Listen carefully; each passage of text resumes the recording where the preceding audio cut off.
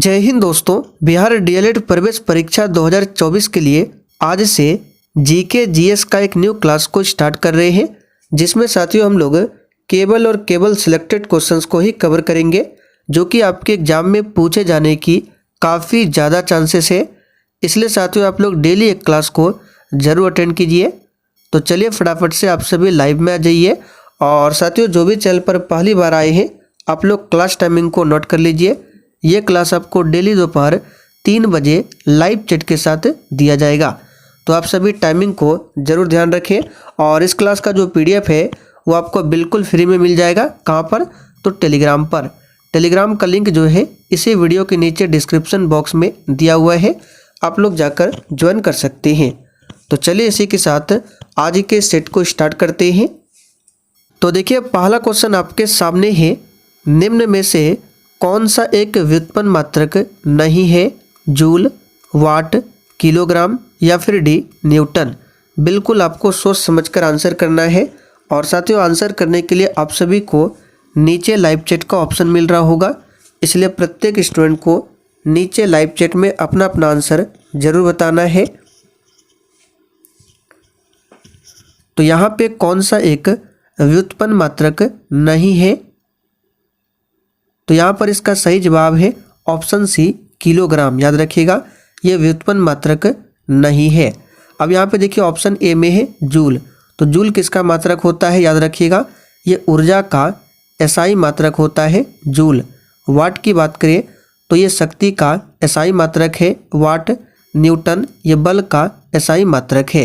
सभी फैक्टों को ध्यान रखिएगा। अगला क्वेश्चन देखिए, आवृत्ति को मापा जाता है। चलिए क्वेश्चन नंबर 2 के लिए आप सभी आंसर बताइए, आवृत्ति को किस में मापा जाता है? तो साथियों यहाँ पर इस क्वेश्चन का आंसर क्या हो जाएगा? आवृत्ति को मापा जाता है हर्ट्ज में। तो यहाँ पर ए ऑप्शन जो ही बच्चे बता रहे हैं उनका बिल्कुल सही जवाब है हर्ट्ज में। अगला क्वेश्चन देखिए, शरीर का तापक्रम नियंत्रित होता है। चलिए बिल्कुल टॉप लेवल का क्वेश्चन है, आंसर बताइए। शरीर का तापक्रम किसके द्वारा नियंत्रित होता है? चलिए बिल्कुल सही आंसर बता रहे हैं, हाइपोथैलेमस ग्रंथि के द्वारा। यहाँ पर बी ऑप्शन जो ही बच्चे दिए हैं उनका बिल्कुल सही जवाब है। शरीर का ताप नियंत्रण केंद्र जो है वो हाइपोथैलेमस ग्रंथि है। चलिए आगे देखिए, ऑक्सीकरण अभिक्रिया में क्या होता है? बिल्कुल इसी टाइप के क्वेश्चन आपके एग्जाम में पूछे जाएंगे।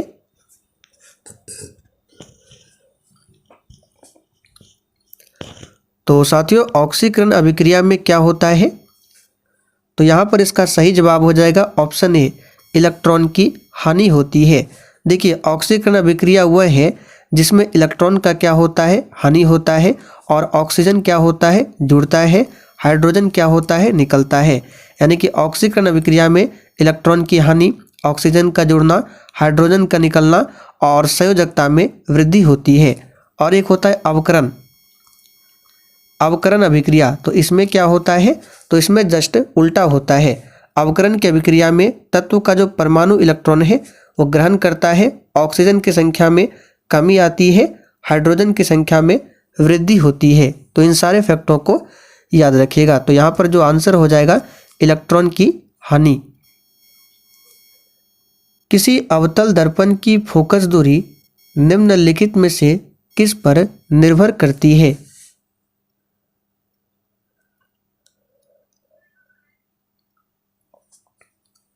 चलिए क्वेश्चन नंबर 5 के लिए आंसर बताइए, किसी अवतल दर्पण की जो फोकस दूरी है किस पर निर्भर करती है?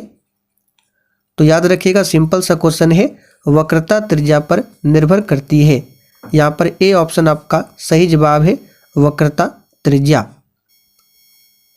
आगे देखिए, पृथ्वी पर बहुत बड़ा चुंबक है, इसका चुंबकीय क्षेत्र किस दिशा में विस्तृत होता है? चलिए क्वेश्चन नंबर 6 के लिए आंसर बताइए, पृथ्वी क्या है? एक बहुत बड़ा चुंबक है, इसका चुंबकीय क्षेत्र किस दिशा में विस्तृत होता है?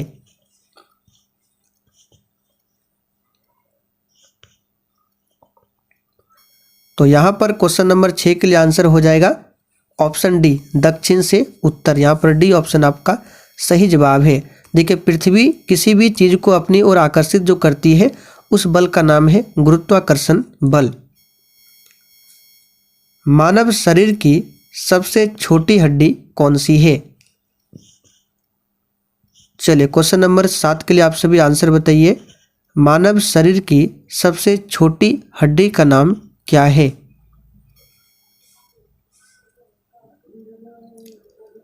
तो साथियों, इस क्वेश्चन का सही जवाब है ऑप्शन यहाँ पे क्या हो जाएगा, तो मानव शरीर की सबसे छोटी हड्डी का नाम है रकाब। इसी को कहा जाता है स्टेप्स। तो आपको ये भी ध्यान रखना है। तो स्टेप्स का दूसरा नाम क्या है? रकाब। ये मानव शरीर की सबसे छोटी हड्डी है और ये कहाँ पाई जाती है? तो ये कान में पाई जाती है। कान में टोटल 6 हड्डियाँ पाई जाती है। एक कान में 3 और दूसरा कान में 3। कौन कौन सी हड्डी है सभी का नाम बता देते हैं। तो देखिए, इनकस हो गया, दूसरा हड्डी है मेलियस, यहाँ पे लिख देते हैं, आप लोग नोट कर लीजिए, मेलियस। और तीसरा हड्डी है स्टेपिज या फिर स्टेप्स। यह मानव के कान में पाया जाने वाला हड्डी है 3 हड्डी, यानी एक कान में 3, दूसरे कान में 3। इस प्रकार टोटल 6 हड्डियां पाई जाती है कान में। ट्राइग्लिसराइड क्या है? चलिए, बहुत ही शानदार क्वेश्चन है, आंसर बताइए। ट्राइग्लिसराइड्स क्या है?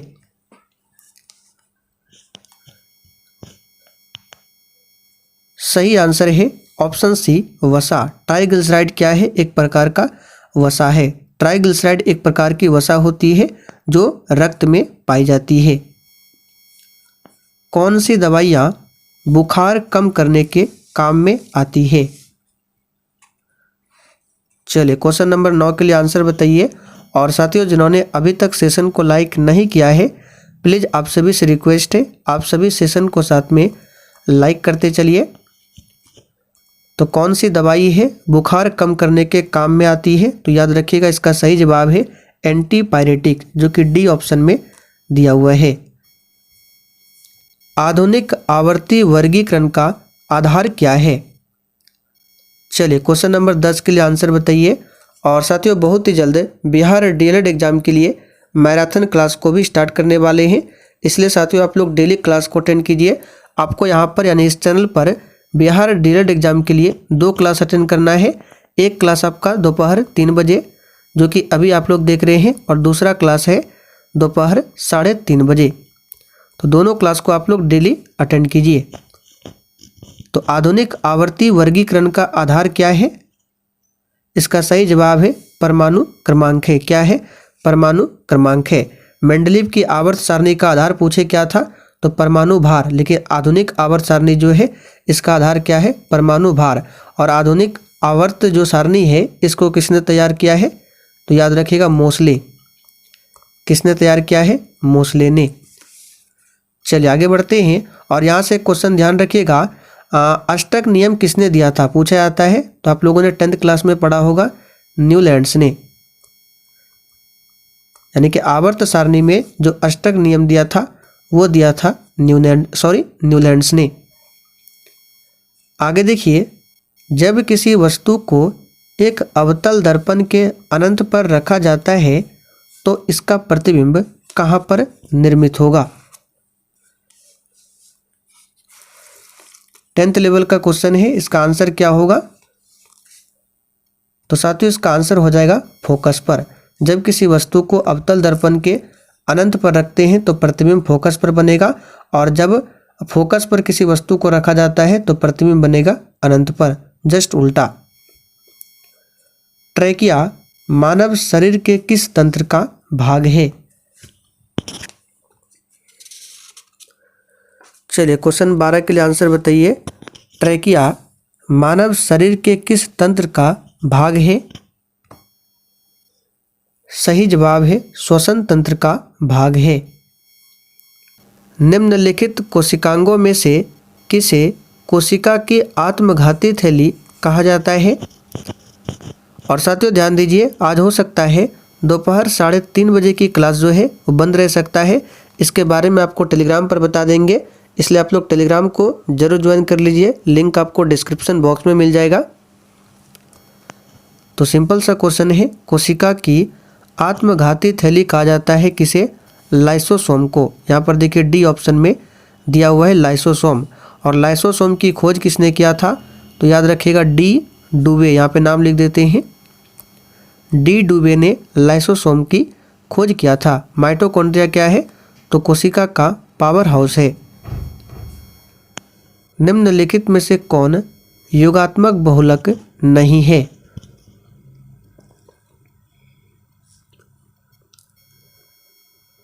तो साथियों आंसर हो जाएगा बेकेलाइट, ये योगात्मक बहुलक नहीं है। कार्बनिक यौगिक में श्रृंखलाएं किसकी होती है?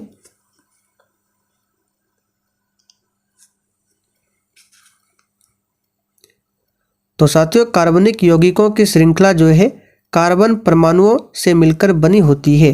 तो यहाँ पर इसका आंसर हो जाएगा कार्बन की। पहला ऑप्शन यहाँ पर सही है। घेंगा का विकार किसकी कमी के कारण होता है?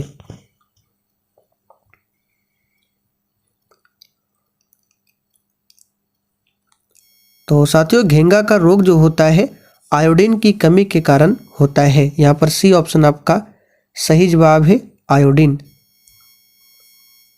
एशियाटिक सोसाइटी ऑफ बंगाल के संस्थापक कौन थे?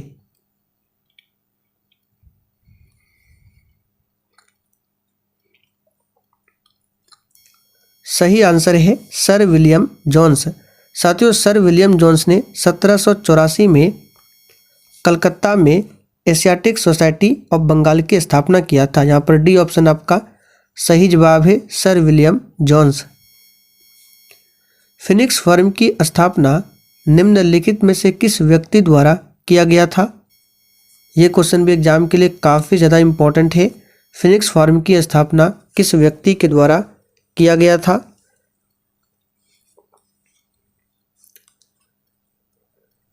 तो साथियों फिनिक्स फर्म की स्थापना जो है 1904 में किया गया था। किसके द्वारा? तो महात्मा गांधी के द्वारा। यहाँ पर ए ऑप्शन आपका सही जवाब है। और आपको याद होगा 1904 में ही अभिनव भारत की स्थापना होती है। किसके द्वारा? तो वीडी सावरकर के द्वारा। भारत में स्थित प्रमुख मत्स्य ग्रहण पोताश्रय कहाँ पर है? तो चलिए इसका आंसर बता देते हैं। ये कोचीन में है। कोचीन भारत का सबसे बड़ा क्या है? प्रांगण वाला बंदरगाह है। हड़प्पा सभ्यता में याद रखिएगा लोथल भी क्या था? एक बंदरगाह था। पूछा जाता है लोथल ये क्या था? हड़प्पा सभ्यता में एक बंदरगाह जो कि वर्तमान में गुजरात में है, भोगवा नदी के किनारे। टाइगा वन में कौन से वृक्ष होते हैं? चलिए 20 के लिए आंसर बताइए। और साथियों आप लोग साइड में कॉपी लेके बैठिए और आपके जितने भी क्वेश्चन सही होते हैं आप लोग साइड में कॉपी में लिखते चलिए। फिर सेशन के लास्ट में आपको कमेंट करके बताना है कि आपने आज के प्रैक्टिस सेट में कितने क्वेश्चन के सही से आंसर कर पाए हैं।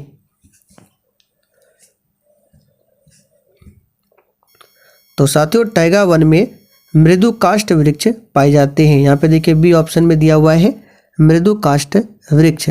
टाइगा वन किस प्रकार का वन है? तो ये सदाबहार वन है। याद रखिएगा टाइगा वन किस प्रकार का वन है? तो सदाबहार वन है टाइगा वन। चलिए आगे बढ़ते हैं। लोकसभा अध्यक्ष को शपथ कौन दिलवाता है? चलिए बिल्कुल सोच समझकर आंसर करना है। लोकसभा का अध्यक्ष वर्तमान में कौन है? ओम बिरला। ओम बिरला वर्तमान में लोकसभा के अध्यक्ष है। वर्तमान में 17वीं लोकसभा चल रहा है। तो देखिए दोस्तों लोकसभा अध्यक्ष के रूप में अलग से कोई शपथ नहीं लेता है। तो यहाँ पर इसका आंसर हो जाएगा इनमें से कोई नहीं। भारत में उच्च न्यायालय की संख्या कितनी है? चलिए 22 के लिए आंसर बताइए। और देखिए दोस्तों इस क्लास के साथ साथ आप लोग डेली शाम 7:30 बजे की क्लास को ज़रूर देखिए। ये क्लास भी आपके एग्जाम के लिए काफ़ी ज़्यादा इम्पोर्टेंट है। ये क्लास आपको मेरे दूसरे चैनल पर मिल जाएगा। उस चैनल का लिंक इसी वीडियो के नीचे डिस्क्रिप्शन बॉक्स में है, आप लोग जाकर देख सकते हैं। नाम उस चैनल का है दिवाकर स्टडी IQ। आप लोग सर्च कर सकते हैं दिवाकर स्टडी IQ। तो साथियों भारत में उच्च न्यायालयों की संख्या जो वर्तमान में है ये 25 है। यहाँ पर डी ऑप्शन आपका सही जवाब है 25। और 25वां उच्च न्यायालय जो है ये इसकी स्थापना 2019 में हुआ है आंध्र प्रदेश के अमरावती में, ध्यान रखिएगा। तो 25वां उच्च न्यायालय जो है अमरावती उच्च न्यायालय है। बिहार में किस वर्ष से मुख्यमंत्री सेतु निर्माण योजना आरंभ किया गया?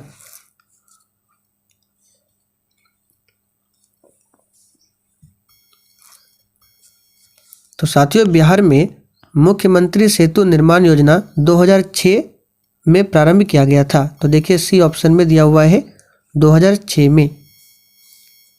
लोक हितवादी उपनाम से किसे जाना जाता था?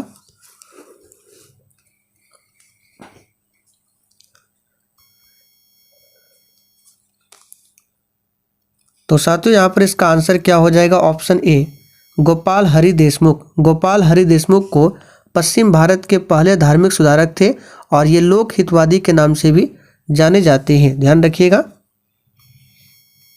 भूचाल का अपकेंद्र क्या होता है?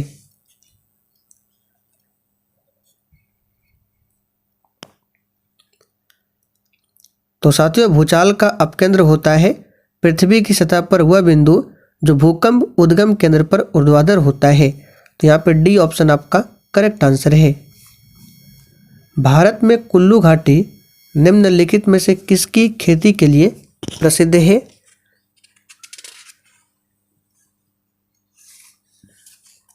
चलिए 26 के लिए आंसर बताइए।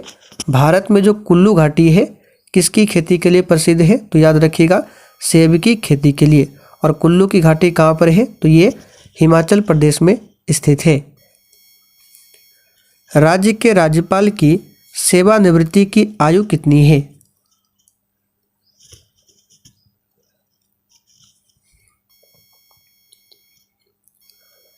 तो साथियों राज्यपाल की सेवानिवृत्ति की आयु सीमा का उल्लेख संविधान में नहीं है। तो यहाँ पर आंसर क्या होगा? आयु सीमा नहीं होती है। राज्य का जो राज्यपाल होता है नियुक्ति कौन करता है? तो राष्ट्रपति करते हैं, याद रखिएगा। किसकी सलाह पर? मुख्यमंत्री की सलाह पर। राज्यपाल बनने के लिए उम्र सीमा जो है मिनिमम 35 वर्ष है। राष्ट्रपति के लिए भी मिनिमम 35 वर्ष है।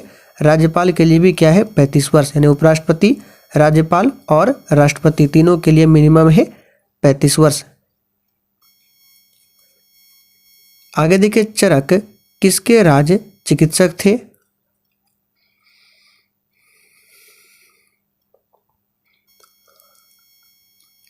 सही जवाब क्या हो जाएगा? कनिष्क, याद रखिएगा। कुषाण वंश का शासक कनिष्क के दरबार में थे चरक और इन्होंने ही चरक संहिता की रचना की है, याद रखिएगा। चरक संहिता इसकी रचना किसने किया है? तो चरक ने। बेगूसराय में चौकीदारी कर के विरुद्ध आंदोलन एक किसका हिस्सा था?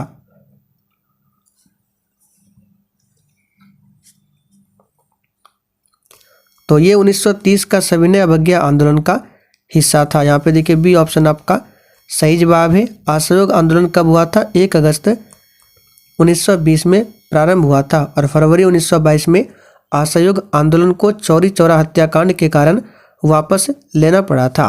भारत छोड़ो आंदोलन 1942 में हुआ था। आप लोग कमेंट करके बताइए खिलाफत आंदोलन ये कब हुआ था?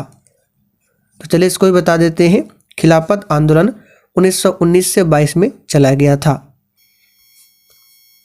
कौन सा बाजार को अव्यावहारिक माना गया है?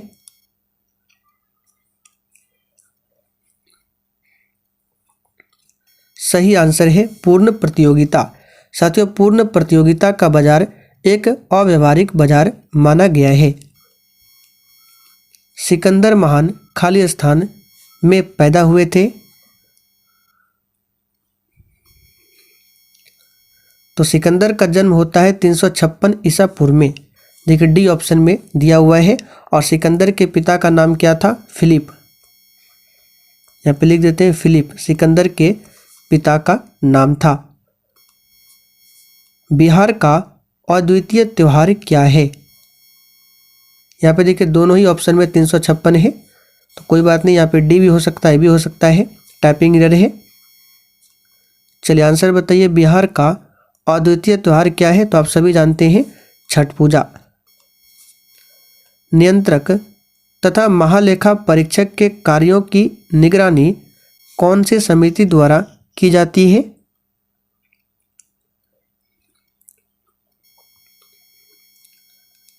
तो देखिए, नियंत्रक एवं महालेखा परीक्षक, जिसको शॉर्ट में कैग से लिखा जाता है, और वर्तमान में कौन है? तो याद रखिएगा, गिरीश चंद्र मुर्मू नियंत्रक एवं महालेखा परीक्षक है।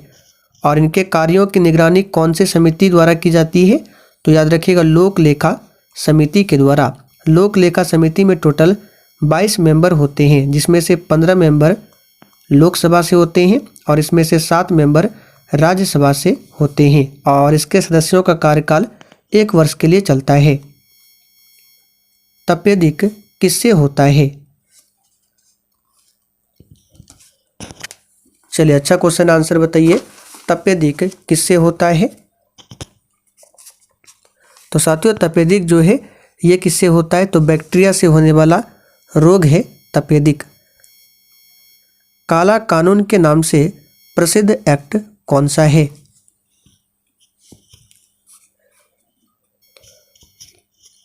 सही आंसर है रॉलेट एक्ट, काला कानून के नाम से प्रसिद्ध एक्ट है। यहाँ पर डी ऑप्शन आपका सही जवाब है। जालियांवाला बाग कांड ये किसके समय में हुआ था? तो चेम्सफोर्ड के समय में हुआ था। ध्यान रखिएगा, पूछा जाता है किसके समय में? तो लॉर्ड चेम्सफोर्ड के समय में जालियांवाला बाग हत्याकांड की घटना घटित होती है। कहाँ पर? तो पंजाब के अमृतसर में। कब? 13 अप्रैल 1919 को। तो चलिए साथियों, आज के लिए इतना ही। अब आप लोग कमेंट करके बता दीजिए आपने आज के 35 क्वेश्चन में कितने क्वेश्चन के सही आंसर किए हैं।